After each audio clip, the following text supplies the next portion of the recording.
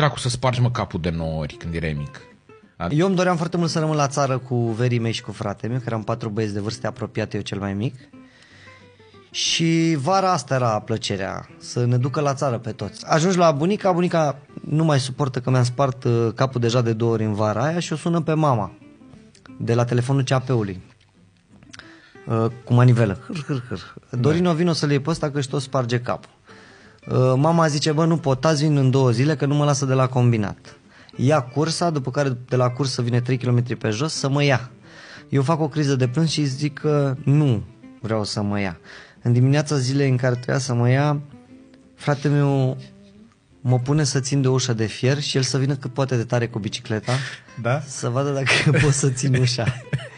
Că a văzut el asta într-un film. Da, bineînțeles, da. Și se pare că eu pot să țin ușa, doar că ușa